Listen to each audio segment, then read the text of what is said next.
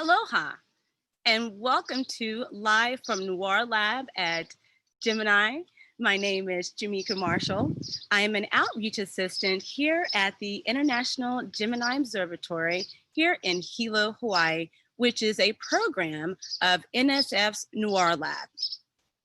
Today's moderator in the YouTube live chat is Outreach Assistant Alyssa Leinani Grace, who will share your questions and comments with our guests throughout the show.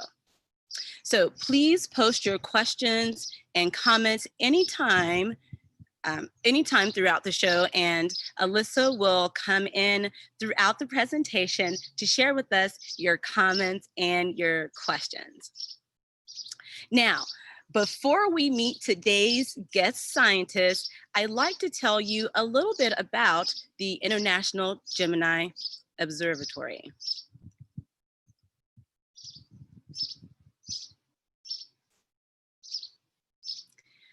So the International Gemini Observatory is one of 5 programs of NSF's NOIRLab, which is the preeminent U.S. National Center for Ground-Based Nighttime Optical and Infrared Astronomy. Now, Gemini Observatory is composed of twin telescopes, here Gemini North, located on Mauna Kea, and the other is Gemini South, located on north central Chile's Cerro Pachon. Now, each Gemini telescope has a mirror diameter of 8.1 meters, or about 26.5 feet. Now, with a telescope in each hemisphere, the International Gemini Observatory can observe objects throughout the entire night sky. Aloha, Jamika. Can you please share the slides with our wonderful audience?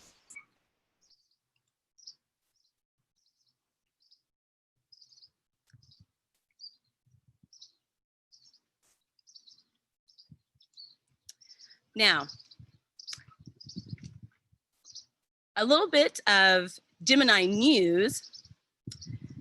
Gemini, last week, we talked about our newest press release on Jupiter. Now, this was the May 19th press release, and it was featuring a beautiful image of Jupiter. Oh, I believe I'm not screen sharing. Let me do that right now. So beautiful image of Jupiter. I apologize here. There is a link to this press release and further article in the video link description below. Now, for our user communities, the 2020B observing tool is now available. Now, this Gemini observing tool is available for download. Now, this is an update that's required to access the Gemini observing databases. The installation instructions are actually linked on the observing tool webpage. So for all of our users, go ahead and check out the science operations announcements on Gemini's webpage, which will be linked in the video description. Now to today's special guest. Our guest scientist today is none other than Dr. Tom Geballe.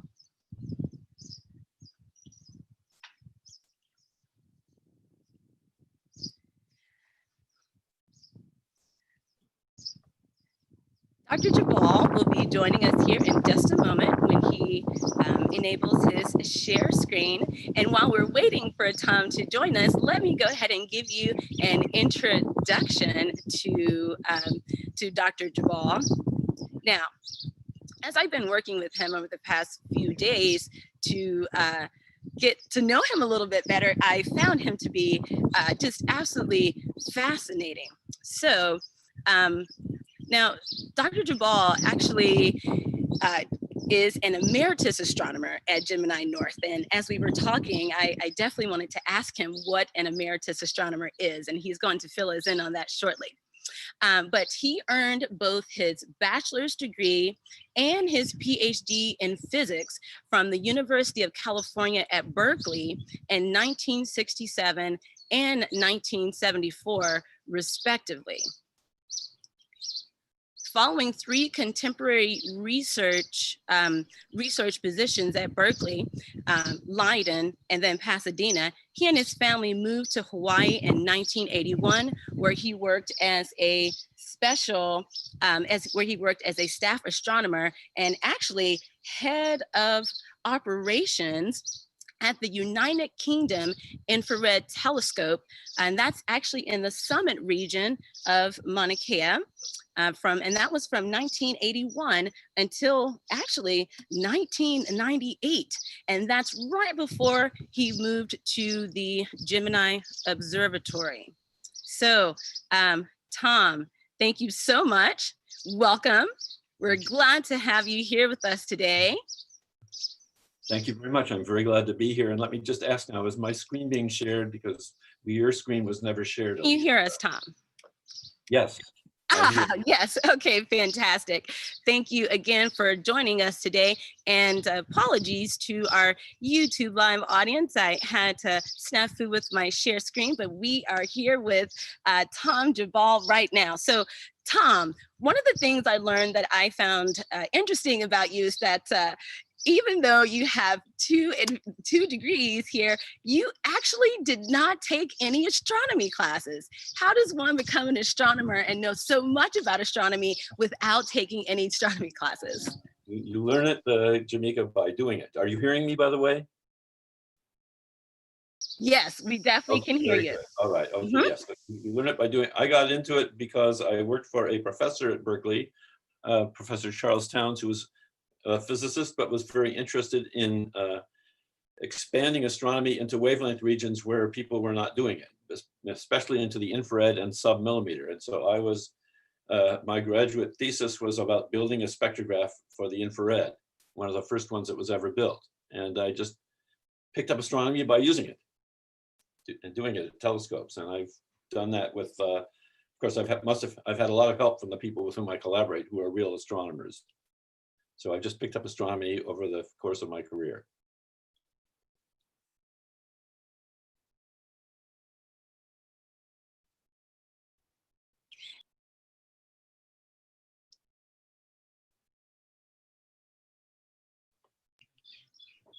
That's been a very long-ranging career here.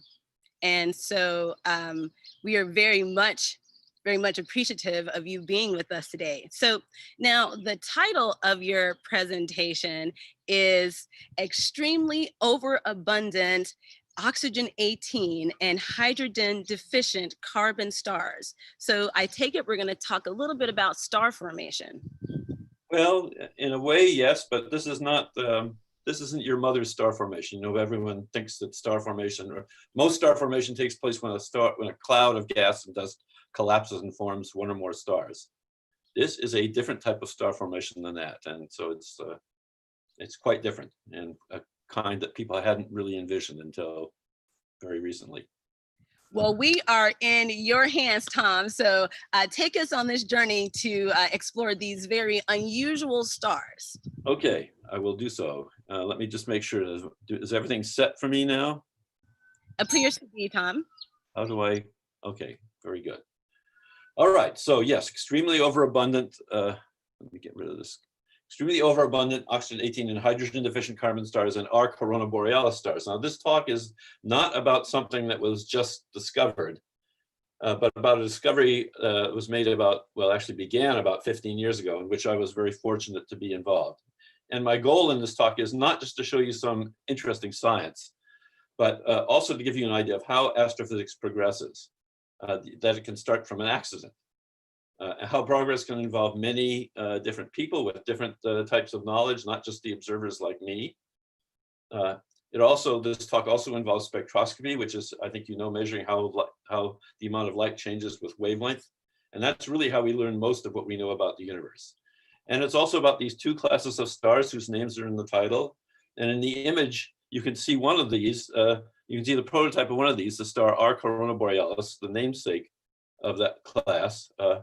I will probably call it RCB at times, or I might even call it Arc or Bohr, but it's definitely not a boring star or any of the stars in its class.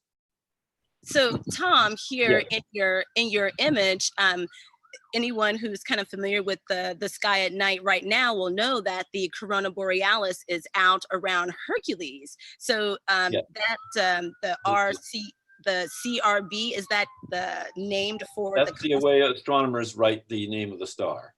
Any Okay. star in corona borealis will have the CR, capital C, small r, and then capital B. Okay. Yeah. All right, let me continue then. So if you read the title, you probably see some other words that you might not be familiar with besides those funny star names. And the first question might be, what is 18O, or oxygen 18 as it's often called? Well, the answer is that it's an isotope of oxygen. And then I guess your next question might be, what is an isotope? And this slide attempts to answer that question. And the main point is that each element, hydrogen, helium, carbon, oxygen, nitrogen, so on, has a certain number of protons in its nucleus. You probably already know that. But an element may have different numbers of neutrons in its nucleus. And nuclei with the same number of protons, but different numbers of neutrons are called isotopes of the element.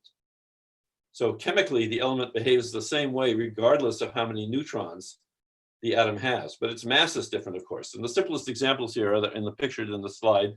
A hydrogen, which has only one proton, it exists in two stable forms, one proton and no neutrons. That's the common form of hydrogen that we know. But there's another form called deuterium, which has a proton in the middle. And there's actually a third form, tritium, which is radioactive. So there's really hardly any of it available on the Earth, but there is deuterium on Earth in the atmosphere.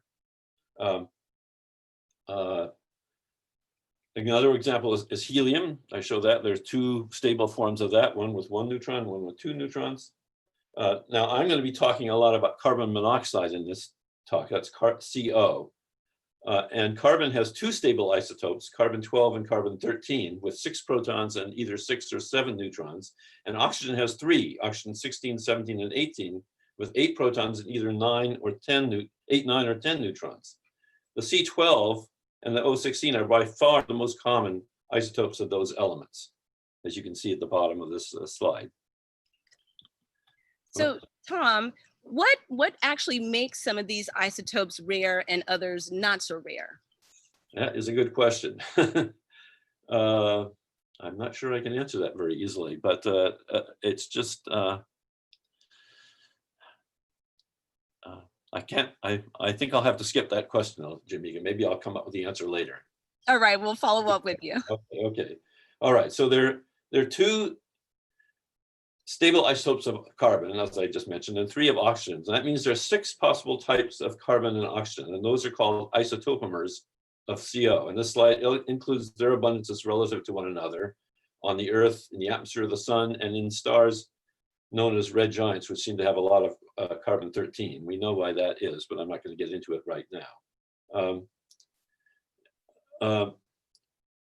A key point, as you can see, the C12O16 is by far the most common. C13O16 is fairly rare, but and the others are extremely rare because those isotopic species of carbon and oxygen are very rare. So combinations of them are even rarer. A key point here is that we use CO to measure abundances in stars, and that's because CO vibrates. It kind of acts like there's a spring between the carbon and the oxygen. And the more massive isotopomers, which are basically the heavier ones, they vibrate more slowly than the lighter ones. And that means that they absorb and emit light at longer wavelengths than the lighter versions of the molecule. So to measure the relative amounts of those isotopomers, we compare how much light each emits or absorbs at whatever we're looking at. In the case that I'm talking about now, we're going to be talking about absorption. So now I'm ready to start our talk. And I'll start my story. And it began late in the afternoon of November 24th, Hilo time, about 5 p.m. I was about to go home. And at that time, I received an email from Jeff Clayton. He's a professor of astronomy at LSU. He and I had been studying Arcor stars for several years. It was almost 9 o'clock in Baton Rouge where he was, but something had been bugging him and he decided to ask me about it. So he wrote, "Hi, Tom, I have the spectrum of the first overtone CO bands in the HDC star, HD 137613. That's just a catalog number for the star that was found a long time ago, cataloged a long time ago.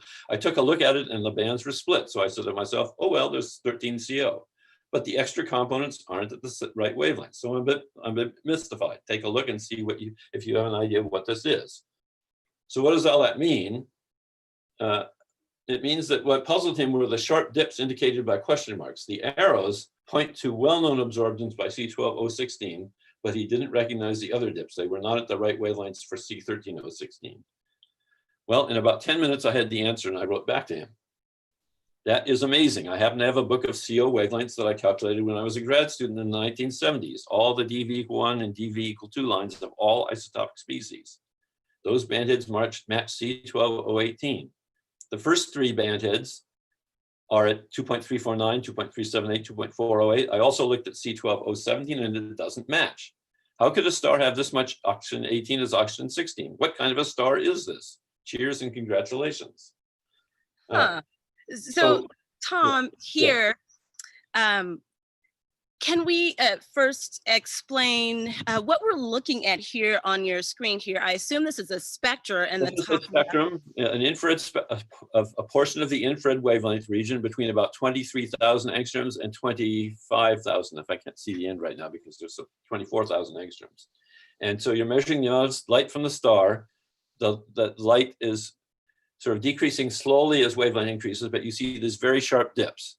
And some of those dips are well known to almost all astronomers. They correspond to absorptions by carbon-12, oxygen-16. And if you look at the top spectrum, you can see there are other absorptions at about 2.35 and 2.38 and 2.40 microns. They don't correspond to the ones that you normally see in the red giant, which is a spectrum below. The other ones you see in the red giant are carbon-13, oxygen-16. But these ones in this HDC star matched oxygen C12O18. And you can see they're about the same strength as the C12O16 line. So it meant that there was a huge amount of O18 in this star. Okay. And O18 is normally 1/500th of all the oxygen. So, yeah. Does that make sense?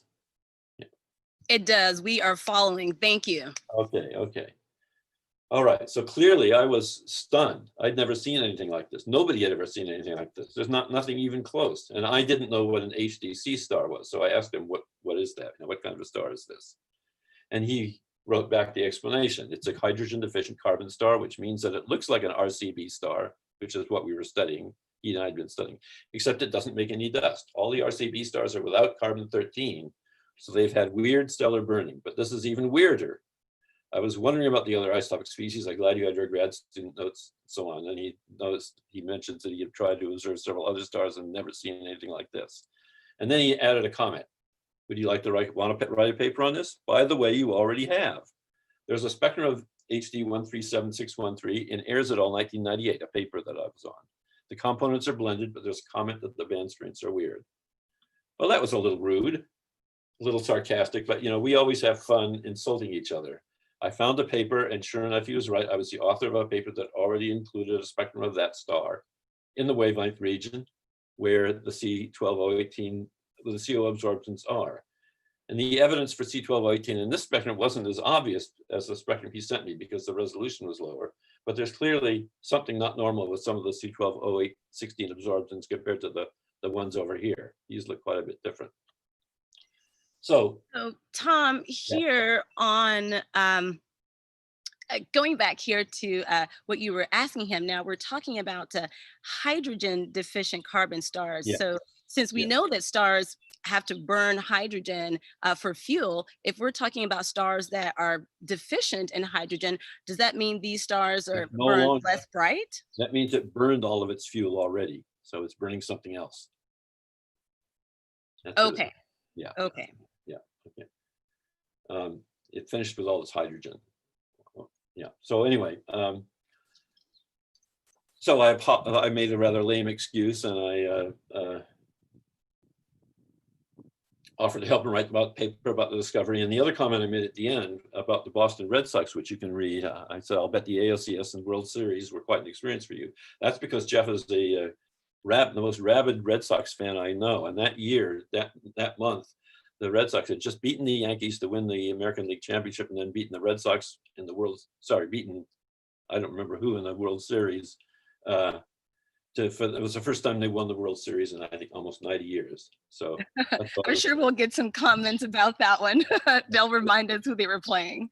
Yes, right. So, right. So then this was the final email tonight, and he pointed out that 37 years earlier, someone had actually predicted there would be lots of O18 in hydrogen deficient stars. And he also responded about the Red Sox, and he promised to make me work, which of course I was very willing to do. It was such an amazing discovery. Okay, so that's the story of the discovery of this. This slide just summarizes what was known about the O18 abundance at that time. In this star, C12O18 was as abundant as C12O16, and that means O18 was as abundant as O16. That had never been seen in any star, in the interstellar medium, in the sun, on the Earth, anywhere. So clearly this star was unique. Tom, when you mentioned the interstellar medium, can you explain to our YouTube audience, to all of us, what that is? That's the gas in between the stars.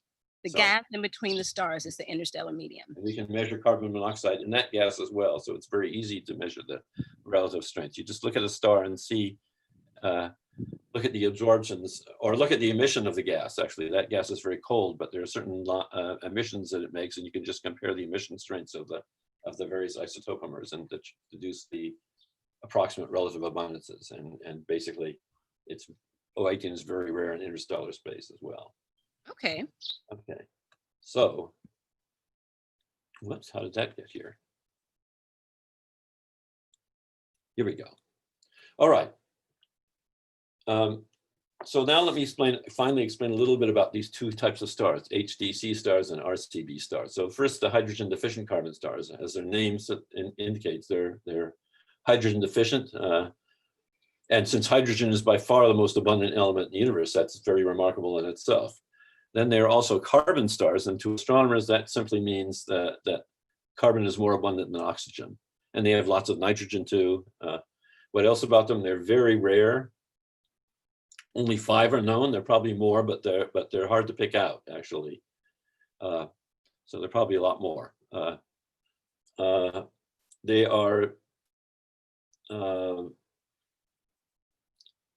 shine steadily. They don't have winds coming out of them. I mean, they might have a very weak wind like our sun does, but they're not much of a wind.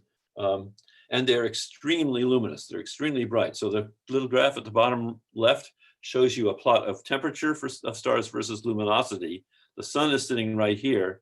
And up here in this box are where all the hydrogen deficient carbon stars and all the our corona borealis stars, for that matter, all live. So they're up here among the brightest stars like Betelgeuse, like Rigel, things like that, stars like that.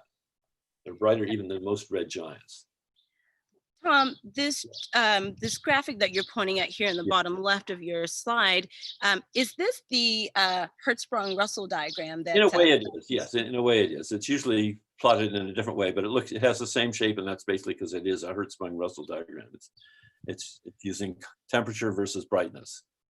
And by brightness, we don't mean apparent brightness, because stars are different brightnesses depending on how far away they are. It's the intrinsic brightness of the star. And the intrinsic brightness is different than the apparent brightness in what way? Well, just because the star, if you have 2 stars and one's 10 times further away than the other, they might be identical, but the apparent brightness of the one further away would be 100 times less. But their intrinsic brightnesses are the same. They're the same type of star. If you brought them next to each other, they'd be shining with the same intensity.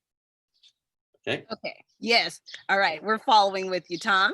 Yeah. Okay. Let's go on to our corona borealis stars now. So they're very similar. They're carbon stars. They have very little, if any, hydrogen, lots of nitrogen. They're very luminous, as I said. There's a lot more of them known than hydrogen deficient carbon stars, but they're still pretty rare. There are about 150 that are known.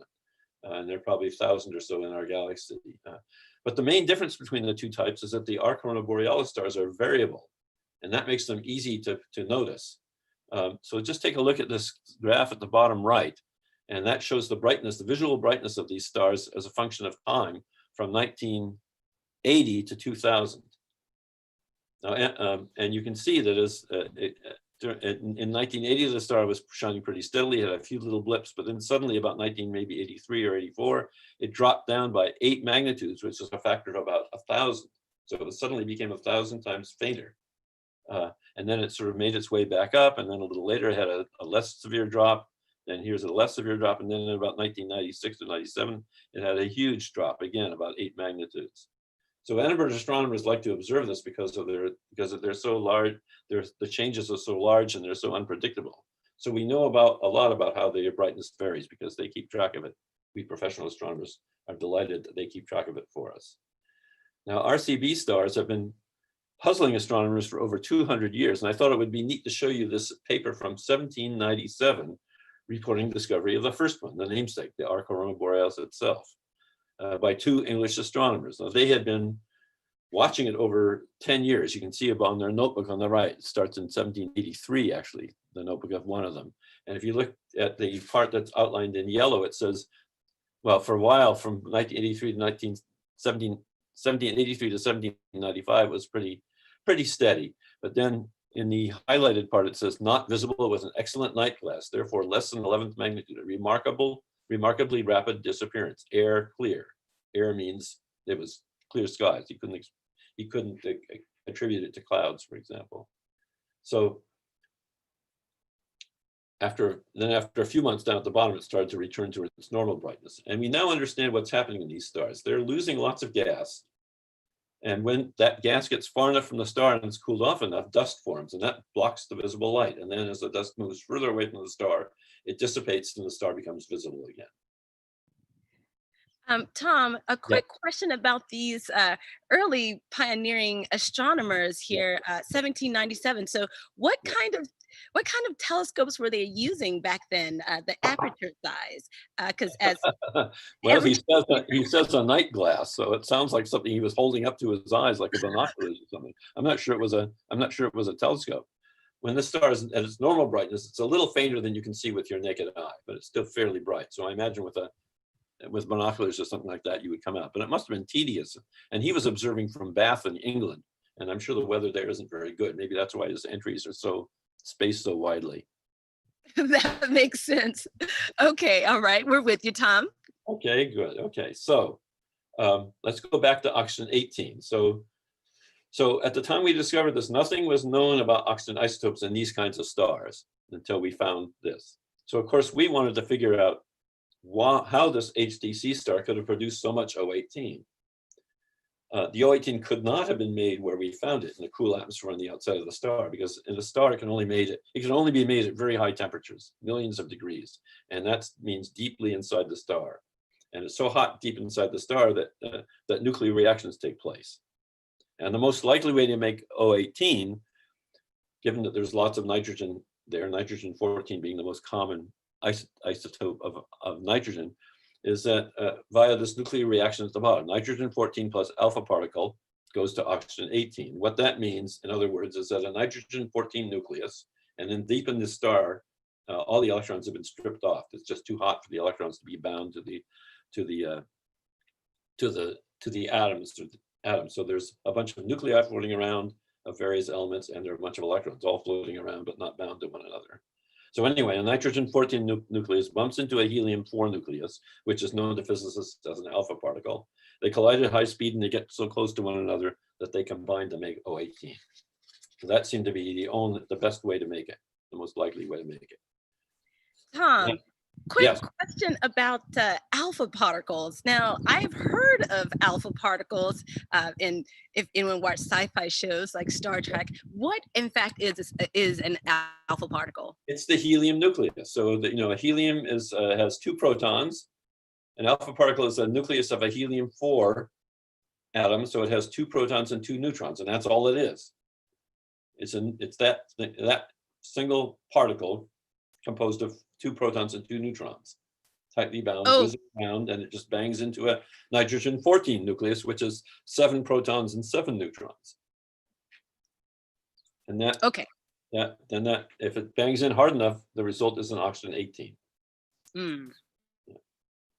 You can't do it you can do it in an accelerator in a physics lab, but you can't do it just in your oven or something like that. The temperatures can be millions of degrees, so that these atoms are really whizzing around, and when they collide with enormous force. Okay. Thank you for clarifying that about alpha particles.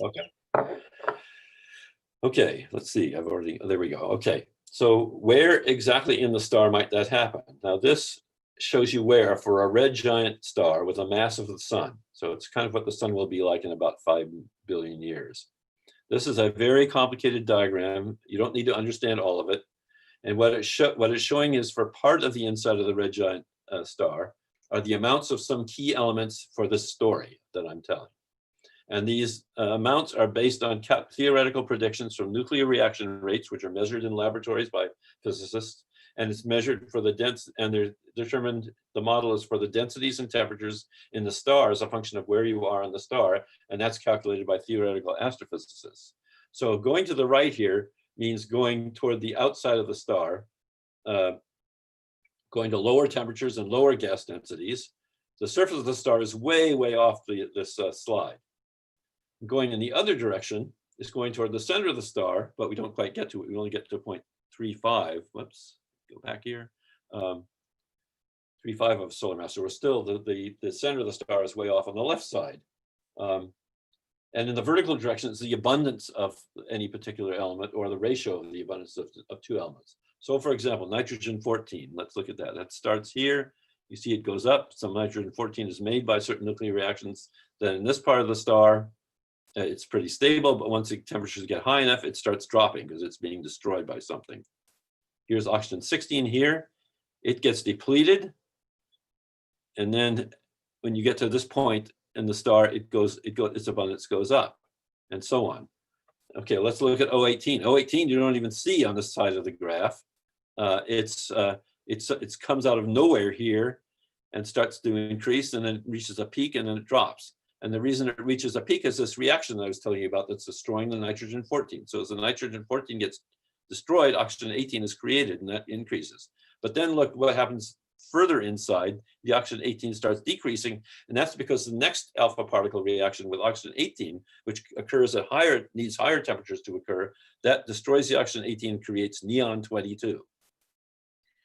So, okay, Tom, yeah, here, as you're taking us on this journey, explaining everything, can we look at just this chart in general? What is this? This is not a spectrum. It's not quite an HR. This is a model. This is a model. It's not a spectrum. Okay. It's simply a model of the abundances of certain elements or certain isotopes as a function of location in the star. So the outside of the star is way out on the right. The center of the star is way out on the left. This is the key part that pertains to oxygen 18. And what you see is that at this certain layer of the star, there's this shaded rectangle, which is very deep in the star and really corresponds to a thin shell of gas. There's a lot of oxygen 18. There's no oxygen 8, hardly any oxygen 18 anywhere else but there. So that's the important thing to take out of this diagram. And you can just see how complicated the inside of a star is. And it's amazing to me that people can calculate these things, but they can, and they're actually pretty confident of them. And so this would be something similar to what's going on in the interior of our star right now. Well, our sun is not this complicated yet. It'll get that complicated in about 5 billion years. Right now, it's mainly burning just hydrogen to helium. Right. It's still on the main sequence. Because it's called the main sequence, which is the hydrogen burning sequence. But later, it'll get into a phase like this. It'll start getting very complicated. Okay. Okay. Yeah. Okay. This isn't a star like the sun in its red giant phase. Thank you for clarifying that. Okay. Very good. Okay. So anyway, when Jeff and I saw that diagram or others like it, we had the idea that what we'd found was this O18 shell that was somehow now on the surface of the star. Now, how could it have gotten there? It couldn't have migrated there, because if it had migrated there from the inside, it would have mixed in with all the gas it had to pass through, and the oxygen 18 would have been diluted. So it must have been that this, so we thought it must have been that this star, HD 137613, had somehow lost its outer layers precisely down to that O18 enriched layer. And somehow that layer had cooled off from the millions of degrees that were needed for make the oxygen 18 to thousands of degrees where carbon monoxide could form, because molecules don't exist at millions of degrees. They only exist at thousands of degrees and less, a few thousand even. So even though that seemed far-fetched, nothing else made sense. So in our first paper, which I show here at the top, reporting this discovery, that's what we tentatively suggested. If you read the part of the abstract, it says, some mechanism of enhanced mass loss must be involved. That's in the second and third lines of the abstract. Okay. All right, so that was our idea. Well, it's one thing to have a theory. It's another to test if it's correct. Clearly, any explanation must be tied to the issue of whether HD 137613 is unique. If our explanation was correct, it seemed to us that that star would certainly be unique, because it seemed absurd to think that every single hydrogen deficient carbon star would lose its outer part precisely down to that layer and not further. It just didn't make any sense that that would be. So we thought the star would have to be unique if our idea was right. So to check, sorry, this is the slide I should have been referring to. So anyway, to check if that was unique, we applied for time at the Gemini South Observatory to use Gemini's near-infrared spectrograph GNIRS to observe the remaining 4 HDC stars. But we didn't just ask for time for that. We also asked for time to measure the CO spectra of a few arc corona borealis stars, ones that were in the southern sky, ones that were cool enough that they should have lots of CO in them, so we could look for the isotopic species. And we were granted that time. And so about a year or so after the discovery, we got the observations. I reduced them in my office, and this is the result. The result was that every star that we observed in that sample had huge excess of oxygen 18. Now, the amount of excess varied from star to star, but they all had huge excesses. And here I'm showing you spectra, like the ones I showed before, of the champions, so to speak, of each of the class. So here's the champion arc corona borealis star up here, WX Corona Australis.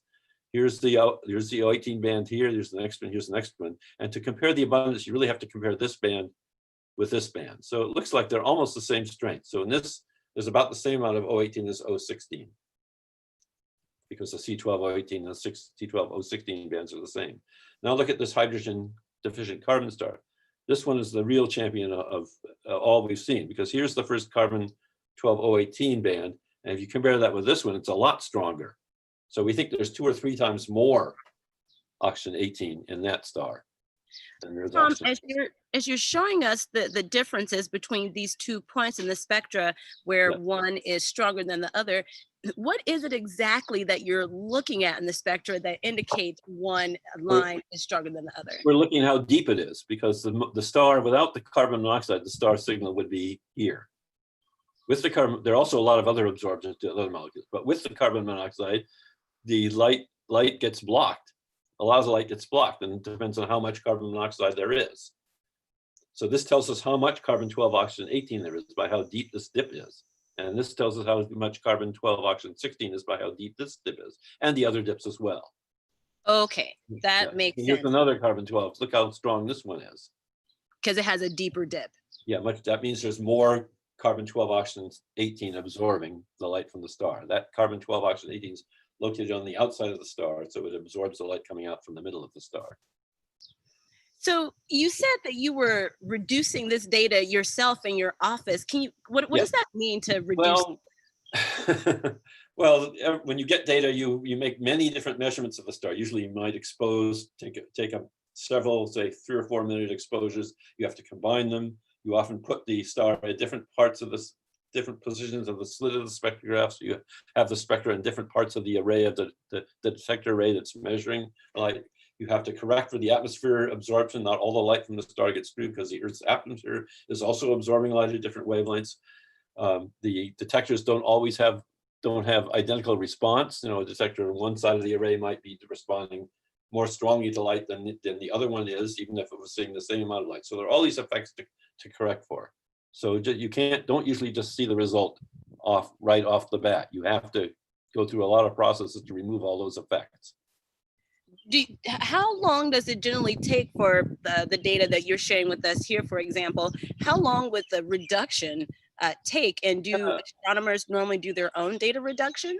It's a mixture. We have at Gemini, we have pipeline reductions for some types of spectroscopy. In this case, we didn't. This was back in 2004, 2005. We did not have that at the time. I reduced these by hand. It took me maybe 2 or 3 hours per spectrum to do. So I probably spent a day or 2 working on all these 9 spectra that we obtained during this observing run. Okay. It's very exciting to see the results pop out. I can imagine.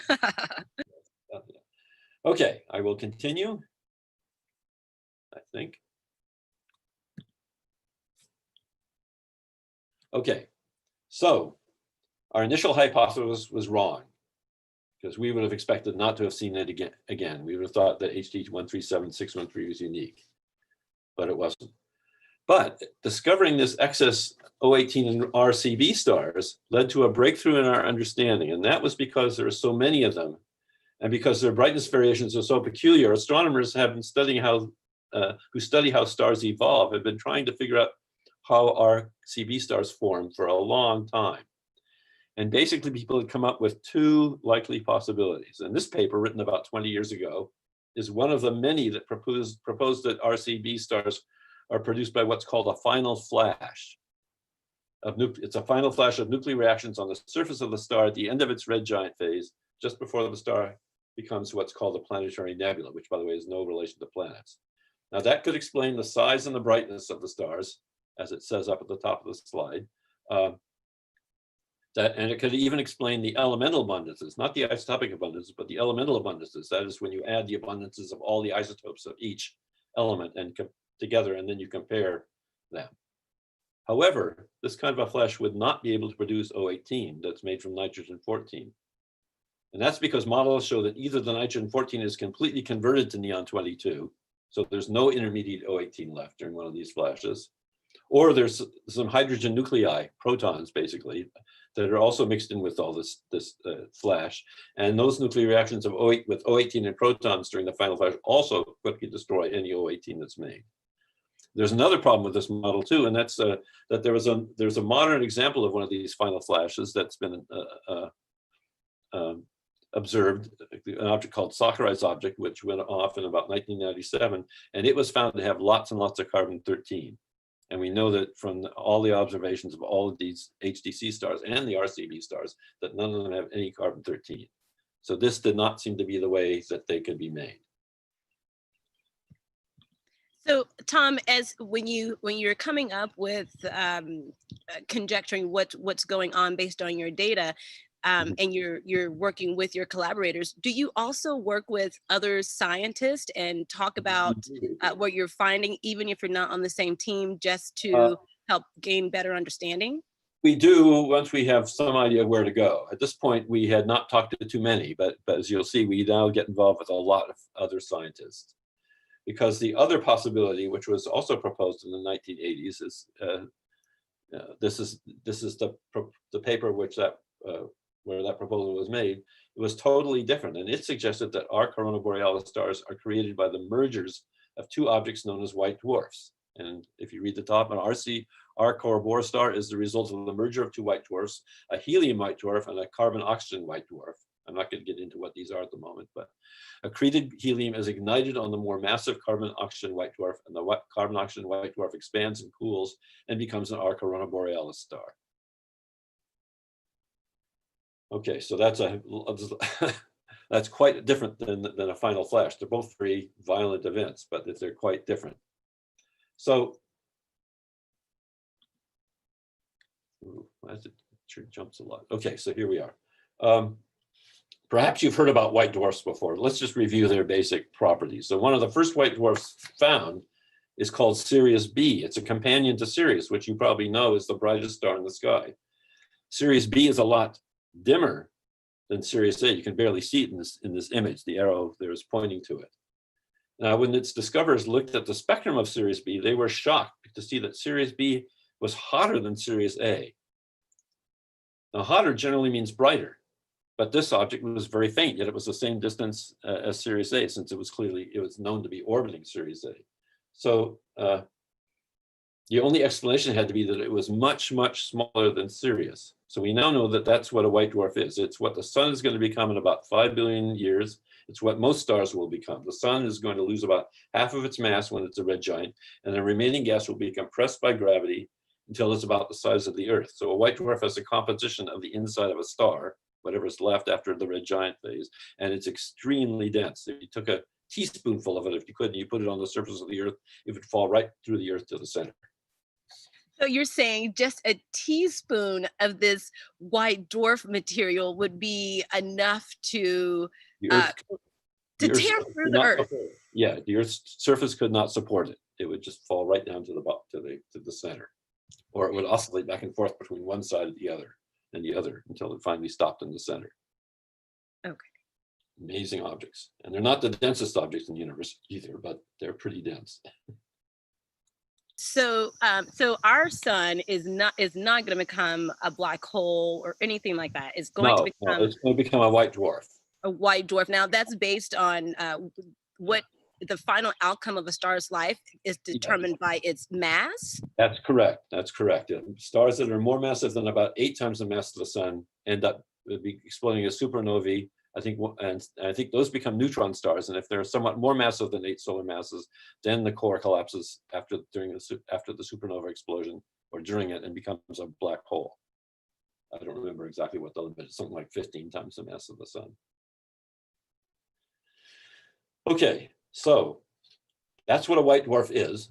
But why might 2 white dwarfs merge? They're all over the place in the galaxy. What would make them merge? Well, you might have heard that most stars form as parts of double, triple, or even more multiple systems. And in some cases, pairs of stars can form very close together. And most stars become red giants and then white dwarfs.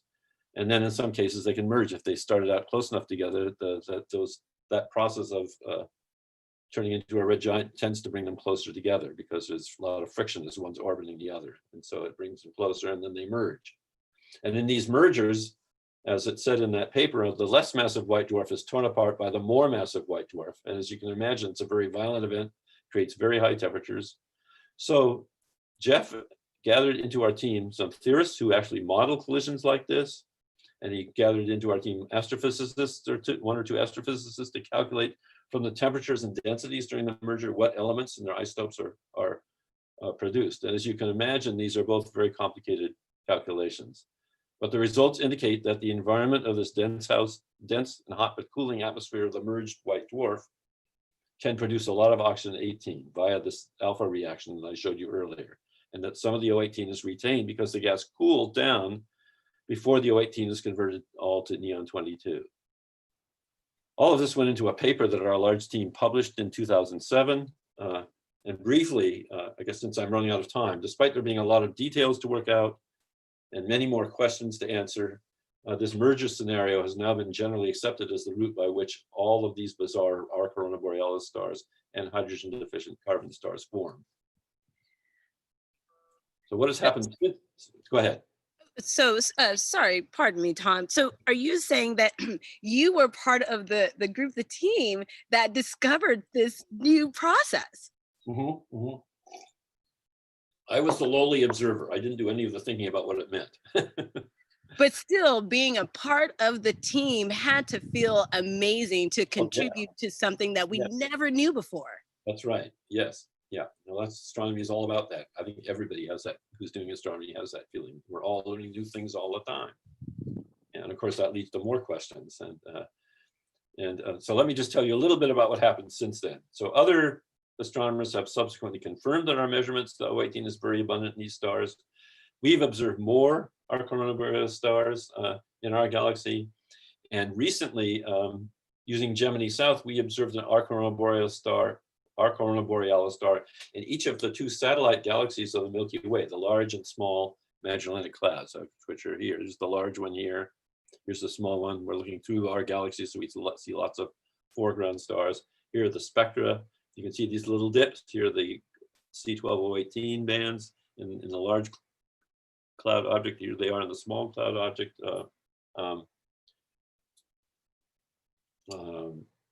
Those stars are much further away from us, so they're much fainter, but these spectra clearly show the C12O18, and the excesses of O18 aren't as big as the champion R Corona Borealis star that I showed you in the Milky Way, where the abundances are about equal, but still they're a lot more than the normal amount of O18. So this finding strongly suggests that white dwarf mergers are a universal process for making R Corona Borealis stars and probably HDC stars as well. And making lots of O18 is not just limited to R Corona Borealis stars and HDC stars in our Milky Way. It occurs throughout the universe. So I guess that's the story of how this accidental discovery led to an explanation for the origins of two unusual types of stars. I'd be happy to take questions.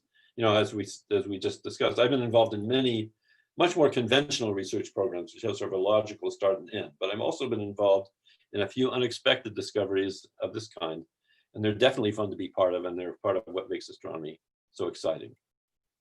So I'll stop there, Jamika. Thank you all Excellent. for being here. Thank you so much, Tom, for sharing with us.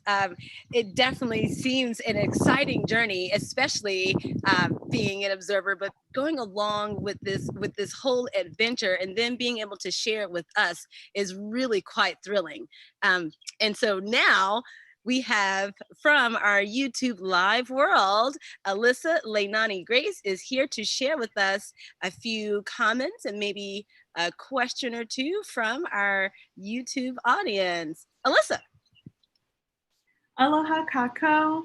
We just have some pretty fun comments in the chat right now. Thank you to everyone for participating in our YouTube chat. Some of the comments include just some hellos from different parts of the world. We have Michael Mosby from Memphis, Tennessee, and Dale and Harriet from Louisiana. Oh, wow. Yeah. Peter Michaud mentioned early on in our chat, in reference to the Red Sox in your email, he said, "Go Sox." And Jerry mentioned that this live event has been very big brain for him. And Dale and Harriet agreed, saying that they get the same feeling when talking to their son, Trent, who got degrees in both physics and astronomy. And we also have quite a few jokes about white dwarf stars, yeah, making the Earth's surface go down, about mommy white dwarf and daddy white dwarf attracted to each other to do the white dwarf merger. Yes, right. Yeah. You wouldn't want to be close to one of those events. Well, thank you so much, Alyssa, for sharing with us the comments from our YouTube live audience. And as we wrap up here, I'd like to first say thank you to everyone in our YouTube live audience, and to again return to our guest, our special guest today, Dr. Tom Geballe, emeritus astronomer at the International Gemini Observatory. Thank you. Next week, Alyssa Leilani Grace will be your host, and she will have with her Joy Pollard, who is the multimedia and graphics designer and tour coordinator here at the International Gemini Observatory. They will be discussing the Gemini Observatory virtual tour. So I hope you can join us next week for our upcoming YouTube Live event. In the meantime, we'd like to say thank you to everyone, which is a big mahalo. And I'm going to send it back over to Dr. Tom Geballe, our science guest, to give us our last parting words. Tom.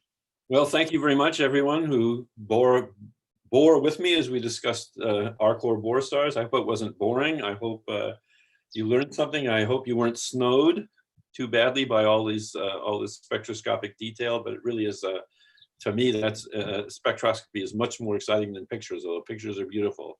Spectroscopy tells you things that you can't learn from pictures, and that's why I really enjoy being a spectroscopist doing astronomy.